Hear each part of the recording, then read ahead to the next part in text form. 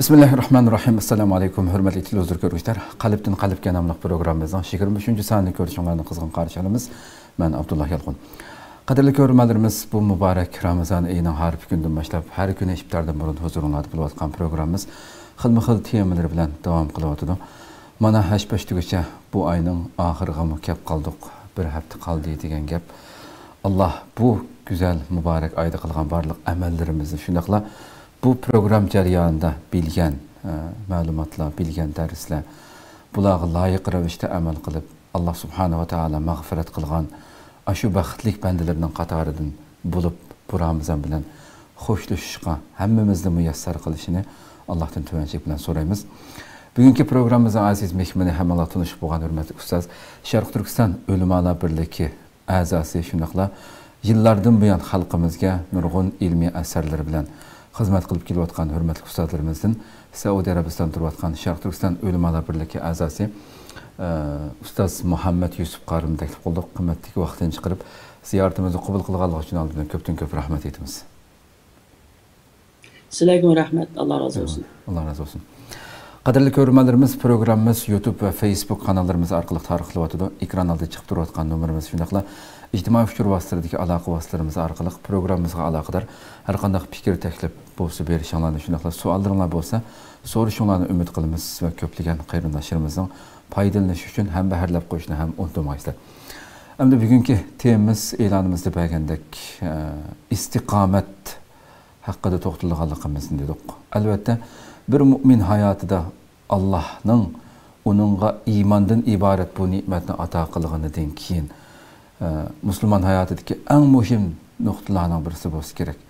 İmandan keyin har xil bugünkidek bo'lib mu fitna fasodga to'lgan har xil ozdirg'uchilarning yo'llari ko'payib ketgan bir zamonda insonning Rabbi yani Allah ve onun Rasuli ko'rsatgan yo'ldan ozmay to'g'ri yo'lda ma'alishidan ortiq ne'mat bo'lmasi kerak. Shuning uchun Allah o'z payg'ambariga hatta fastaqim kama umirta buyurulğununğa o'xshash. Yani sen nimaga buyurilgan bo'lsang, shu shaklda shuning ustida ravurus mustahkam bo'lg'in degan oyat nozil qilgandan keyin payg'ambar chig'ida bu Hud surasi meni qayertibatdi degan ifodani bildirgan ekan. Demak, insonning istiqomat ustida mustahkam to'g'ri yo'lning ustida menishi u insondan nurg'un tirishchanlik, nurg'un sabr toqatni talab qilganligi ochiq ko'rinib tursa kerak. Bugün vaktimiz qisqa bo'lsa-mu, bu qisqa vaqt ichida bu masalani bir to'nib o'tayli degan maqsadda o'tiribmiz. Hurmatli ustoz, bevosita kirib ketsak programmamizga, oldi bilan istiqomat degan bu so'zni qanday tushunish kerak? Bu nima degan gap? Mushahada biraz. Bismillahirrahmanirrahim. Elhamdülillahi rabbil alamin ve salatu vesselamu ala eşrefil murselin seyyidina Muhammed ve ala alihi ve ashabihi ecmaîn. İstikamet degan söz Arap tilidagi lug'at ma'nosida ravurus durus, tüp-tuz turish deganlik bo'lsa, islom islohida dinda ching turish, e'tiqodda va amal ibodatda mustahkam bo'lish. Endi istiqomatning aksi yo'ldan chiqib ketish. Xuddi poyezd relsdan chiqib ketganda halok bo'lganga o'xshash, inson islom diniga kirib iymon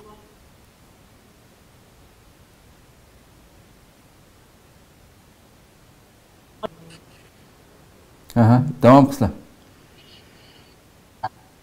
Şu yoldan çıkıp geçse, o to'g'ri yo'ldan chiqib ketganda o'zi turgan nurg'un halokatlarni o'ziga hozirlaganga o'xshash bo'libdi. Bu istiqomat bizning dinimizda bir mu'minning yetmoqchi bo'lgan eng muhim pallasi va mas'uliyati to'limi og'ir bo'lgan bir ibodat. Öz vaqtida sahabelerden Süfyan ibn Abdullah Saqafi degan kishi Peygamber sallallohu alayhi vasallamning qishig'iga kelib, "Ya Rasulullah, o'zlaridan keyin hech kimni so'rashga ehtiyoj bo'lmaydigan bir so'zni menga o'rgatib qo'ygan bo'lsalar" degandan Peygamber sallallohu alayhi vasallam "Qul amantu billah summastaqim" deganda iymon etdim degan va uningdan shu yo'lda tub-tuz bo'lgan. Endi bu arablar o'zining tilida tushgandan Qur'on Karim arab tilini o'zi yaxshi bilgandan keyin ular şunu to'g'ri tushunadi. Bu qul amantu billah iman etib qo'ygan degan gaplar emas endi. İman etdim degan şu bütün talep kılıngan, senden talep kılıngan iman erkanlarının hemmisini rica ettiğin, onun düzgün aşı yolda tutuz mangın.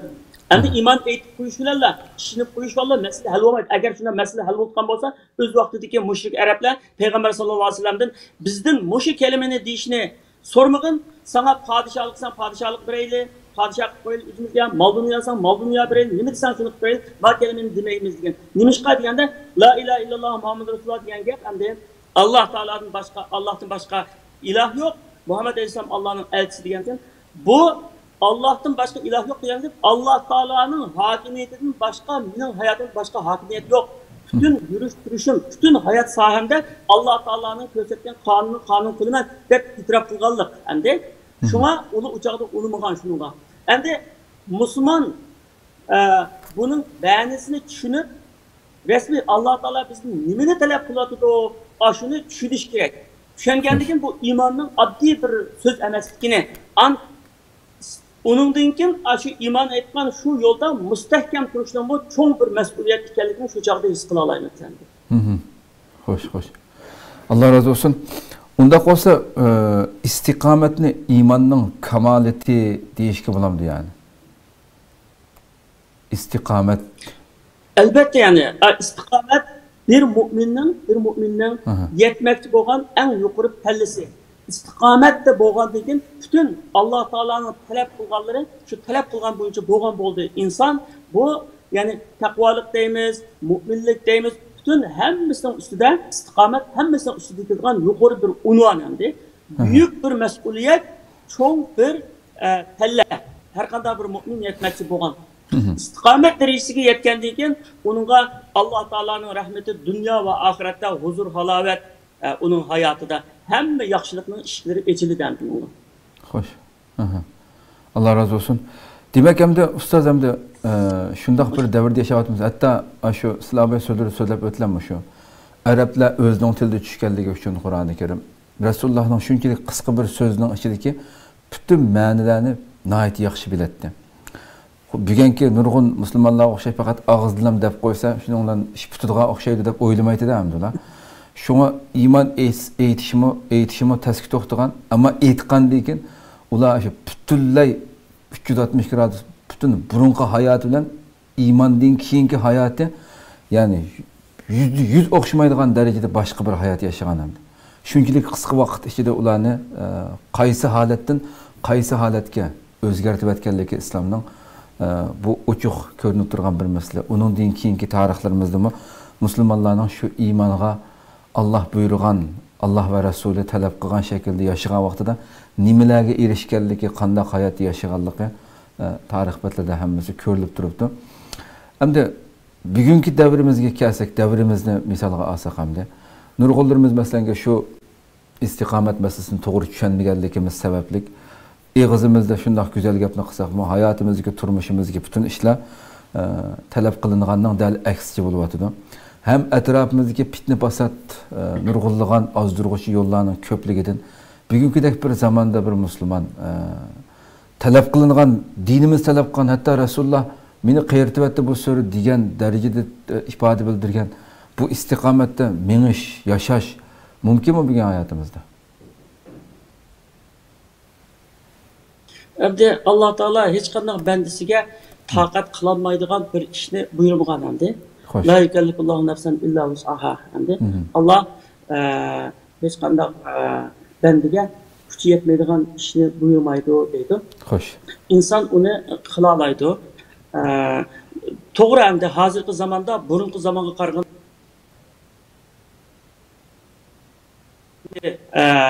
bu tirikchilikninki talablari, yashashning qiyinligi hamma tarafdan bununki şunda qiyinchiliklar chiqqanda hozir. Shunda bo'lsa-mu, lekin inson Allah Teala'nın yo'liga kirib, to'g'ri yo'lda ravurus ma'man deganda Allah chuqum unga yordam qiladi. Allah'ın yardımı bilan buldu. Her qanday bir yaxshilik, her qanday bir Allah'ınki yardım bilan buldu. Ve ma tevfiki illa billah degan oyatninki nimasi bo'yicha meningki tevfiqim faqat Allah'ınki yardım bilan buldu deb.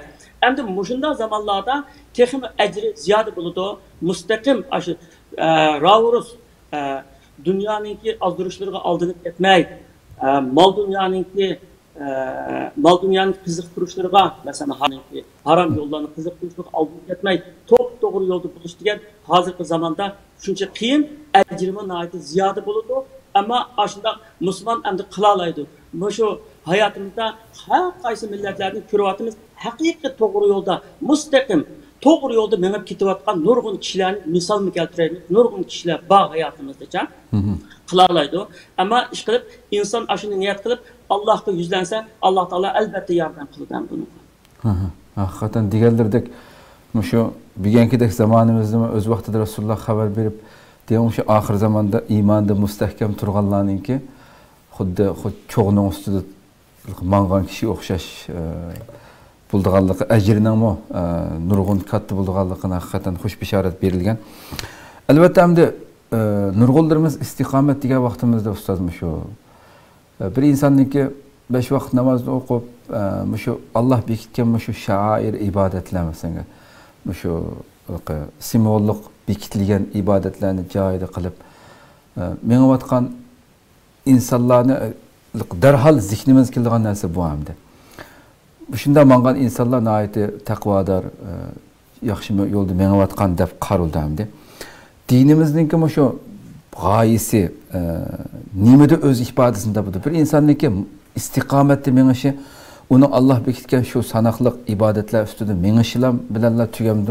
Yoki onun dünyadaki başka sahalarga, muamillarga, hayatımızdaki nurgun bütün sahaga öz içine alamdı bu neslerini. Bir insanın istikametli mandi deyiliş için fakat mescidin içinde yoki yürüştürüş için takva buluşlam yetemdi. Yoki başka nesline öz içine geliş gerek mi?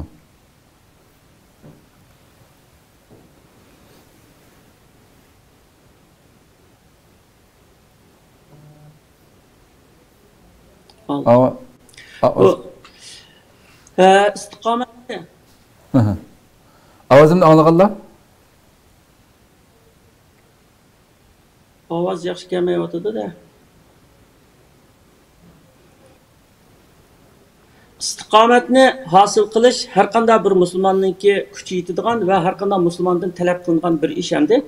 İstikametni hosil qilishning yo'llarini qisqacha 4 ga qisqartirib bo'ldi masalan. İman, haqiqiy iman ve amel. Hem de o iman amel kılmasdan iman etip koyğanga bu meyvesiz derehke hiç qanday faydası bo'lmaydi hamda. Allah Taala ko'rsatgani bo'yicha amel qilish ve şu imanda mustahkam bo'lish bu istikomatning birinchi bosqichi. Uningdan keyin ikkinchisi ilm. Hamda iman ilimsiz to'liqlanmagandek istikomat mol bu ilimsiz amalga oshmaydi hamda.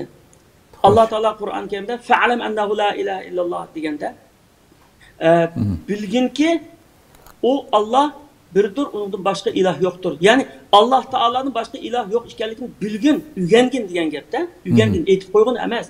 Bilgin deydi.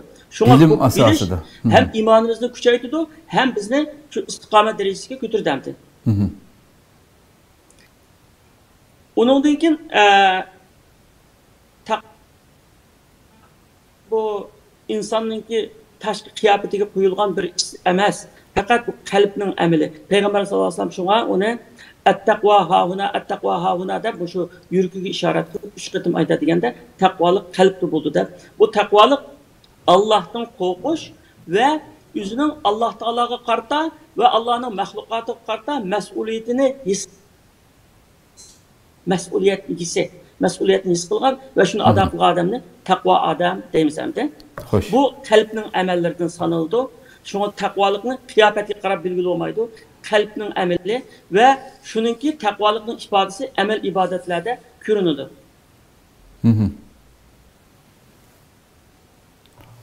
Xo'sh. Ovozim kelayotganda ustoz? Ha, ovozlar kamayotdi.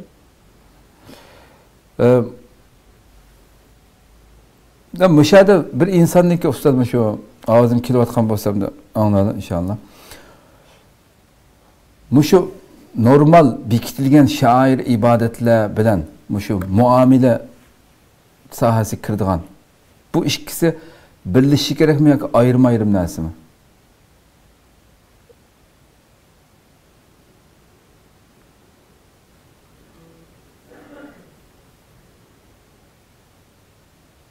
Sual tushunilmadi. Ovoz kelmadimi?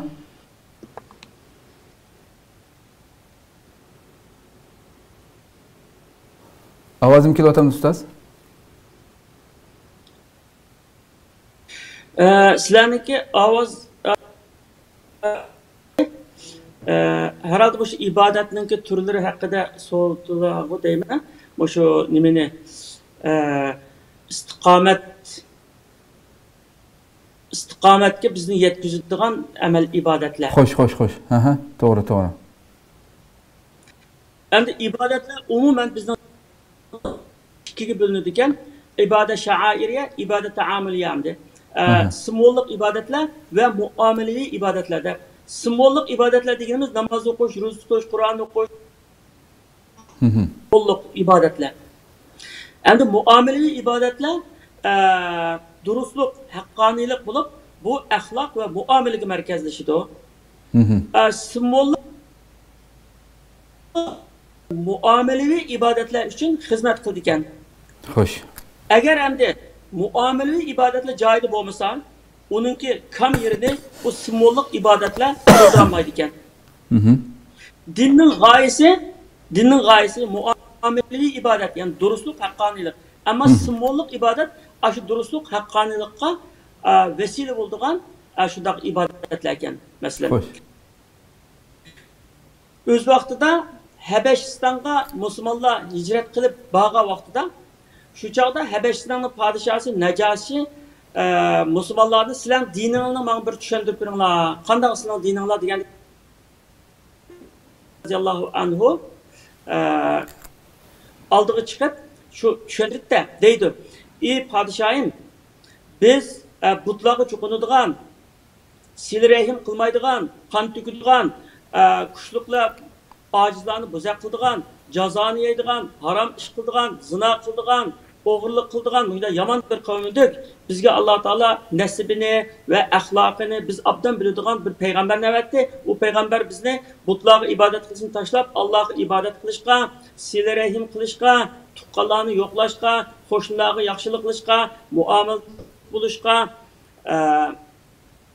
qo'shnilar bilan yaxshi o'tishga, haromdan yiroq turishga, kişilerge yaxşılık kılışqa buyuruydu ve bizni zina fahişiden, yalgan guvahlık verişten, yetimlerin malını yevelişten, iffetlik ayallarga qar çaplaştan bizni tusudu deb tushundigan. Din mushu mene, mushuni bunda deb tushundigan. Demek bu dinning asası ibadetleri, mushu asası g'oyasi, mushundoq bo'lish, mushundoq bo'lsin deb shunga namaz, ro'za, zakat, nurg'un ibadetler farz qilgan. Mushuni amalga oshirsin deb. Çünkü bu namaz, roza, zakat, hac, şu muamelevi ibadet için hizmet kıldı. Mesela ne? Namaz yaman işlerini tosudu. İnne salate tenha anil fahşai vel münker deydi. Namaz kabih işlerini ve günahlarını tosudu deydi. İkinci, roza takvalık eriştirdi. Roza takvalık eriştirdi adamne. Ya eyyühellezine amene kutube aleykumus siyam. İman etganlar takvalık erişimler için sizlerin ilgililerge ro'za farz qilganda sizlarga Ramazon ro'zasi farz qilindi masalan. Zakat gunohni poklaydi. Muallim sadaqatan tutazakkihim deydi. Payg'ambar alayhisalomga, ey payg'ambar, ularniki pul moldan shu zakatni olgin, shuni bilan ularning gunohi kechirilsin va pul molga barakat bo'lsin deydi masalan. Endi haj to'g'risidami deydi. Hajda yaman söz qilishga bo'lmaydi, yaman ish qilishga bo'lmaydi deydi masalan. Shuning davomida bu insonga axloq o'rgatadi. Bu ibodat, bu Qur'on o'qish iymonni kuchaytiradi. Masalan, innamal mu'minuna idza zikrallohu wajilat qulubuhum ve izâ tuliyat aleyhim âyâtuhu zâdatuhum imana. Yani Allah yad etilse dillerinde korkunç payda bulduğun, Allah'ın ayetleri tilavet kılınsa imanı küçüydüğün, her işte Rabbine tayindiğin kişiler aşularla hakiki müminlerdir deydi mesela. Demek bu şunların duruz aşına buluşka ilip var demdi. Yani bu simvollik ibadetler muamelevi ibadetlerinin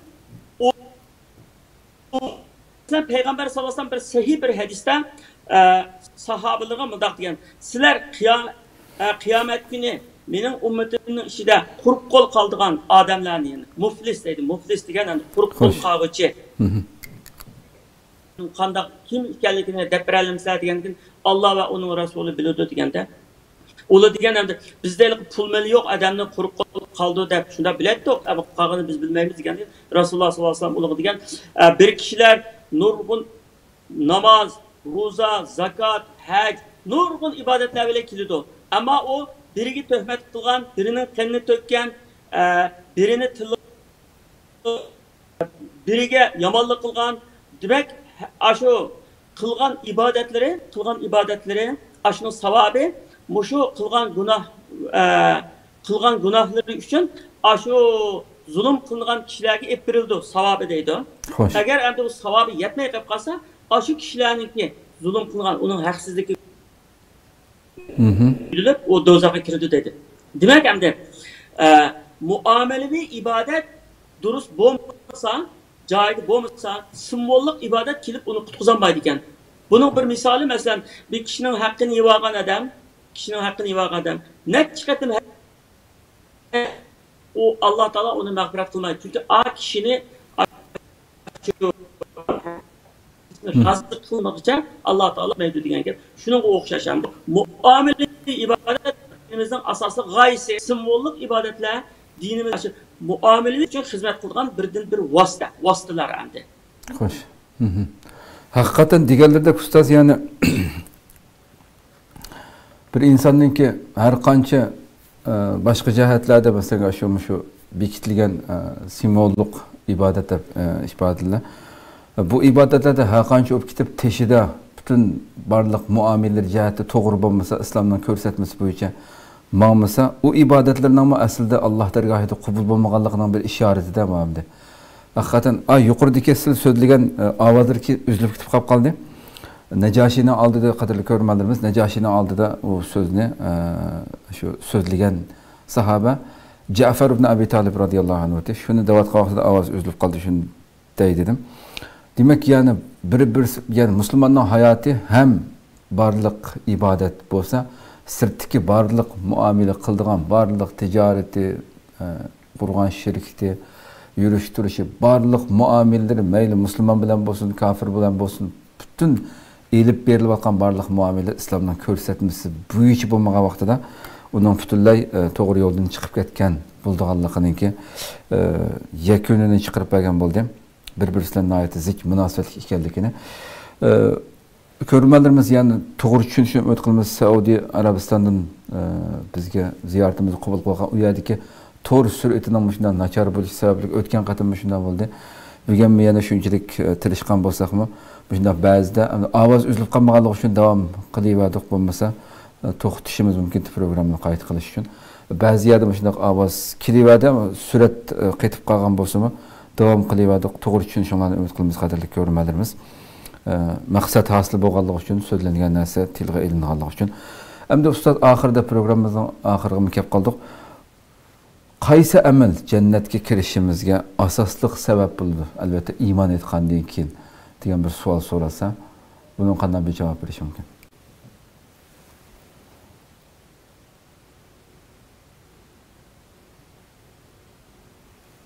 Ovozim bormidimi? Endi oxirida demak jo'g'an gitimiz bo'lsa, endi bu dinga kirgandan keyin, ash yo'lda mangandan keyin, xo'sh, Alloh taoladan yordam so'rab, mush yo'lda ravurus menishga tirishish kerak. Tirishish insondan, ammo tavfiq Allohdan bo'ladi. Har qanday bir inson siratul mustaqim, top to'g'ri yo'lda mush iymon etgandan keyin ash yo'lda tüp-tüz mangandila bu İslamның halavetini dünyada ve ahirette görebildi. Eğer anda bo'lmaganda bizning ibodatlarimiz şekilge o'xshash, rasmiyatga o'xshashlar bo'lib qolib,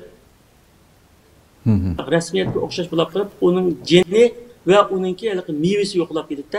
Shunga bu iymonimizni jonliq tutish, ibodatlarimizni jonliq elib berish uchun istiqomat buluşqa ve istiqomatda mustahkam turishga tirishish kerak. Endi istiqomat desa biz kichik vaqtimizda ko'p ibodat qilgan odamni istiqomatli odam deydi. Umi shuning bir turi bo'lishi mumkin, lekin asosliq bizning dinimizda bizni talab qilgani shu dinda mustahkam bo'lish. Har qancha qiyin sharoitda bo'lsin, qanday sharoitda bo'lsin,